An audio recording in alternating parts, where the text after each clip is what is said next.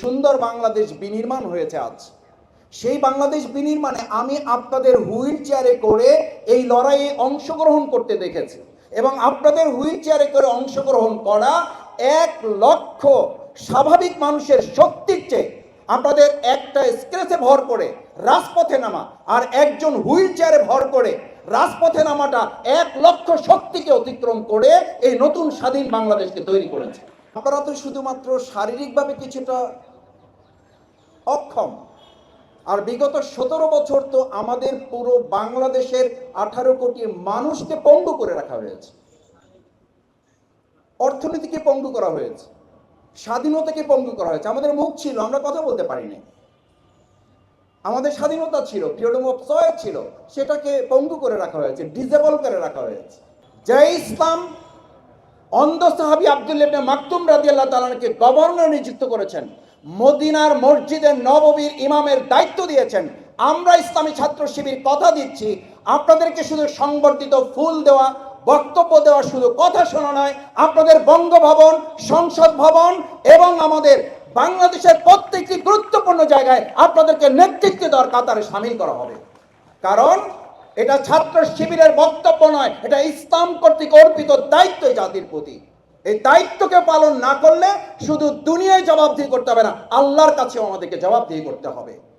আমি আপনাদের কাছে অনুরোধ করতে চাই, সম্মানিত এবং আমার প্রাণপ্রিয় ভাই এবং বোনেরা, আজকে এই সুন্দর বাংলাদেশ বিনির্মাণে আসুন। বাংলাদেশ ইসলামী ছাত্র শিবির আজ আপনাদের নিয়ে আয়োজন করছে। আমাদের আয়োজনের মূল লক্ষ্যই হচ্ছে আমরা যেন একটা সুন্দর বাংলাদেশ বিনির্মাণে আপনাদেরকেও বৈষম্যের কাতারে কেউ ফেলতে না পারে। আমরা একটা বৈষম্য মুক্ত বাংলাদেশ তৈরি করতে চেয়েছি, সেটার জন্য সবাই মিলে তো আমরা লড়াই করেছি। সুতরাং সেই বৈষম্য মুক্ত বাংলাদেশে আমার এক বোনকে একটা ওয়াশরুমের জন্য কথা বলতে হবে, এর চেয়ে জাতির আর লজ্জার কিছু থাকতে পারে না। এই লজ্জা থেকে আমরা বাংলাদেশকে মুক্ত করব। সুতরাং সেই বৈষম্য মুক্ত বাংলাদেশে আমাদের এই কলিজার টুকরা ভাই, সন্তান তুল্য যারা এখানে এসেছেন, আমার বোনেরা যারা এসেছেন, আমি ইসলামী ছাত্র শিবিরের একজন সাবেক কর্মী হিসাবে কথা দিচ্ছি, বাংলাদেশের এই নতুন স্বাধীন যোদ্ধার যারা নতুন দ্বিতীয় স্বাধীন বাংলাদেশে আপনারা একজন স্বাভাবিক মানুষ হিসাবে সে যা যা অধিকার ভোগ করে, আপনারা এখানে যারা এসেছেন আপনাদের জায়গা থেকে আল্লাহ সুবহানাহু ওয়া তাআলা আপনাদেরকে যেমন অতিরিক্ত সম্মান মর্যাদা দিয়েছেন, লিকাইলা তাসাউ আলা মা ফাতাকুম ওয়ালা তাফরাহু বিমা আতাকুম, যেন আপনাকে যা হারিয়ে দেওয়া হয়েছে এটাতে আপনার যেন কোনো আফসোস না আসে, এটা আল্লাহর নির্দেশ।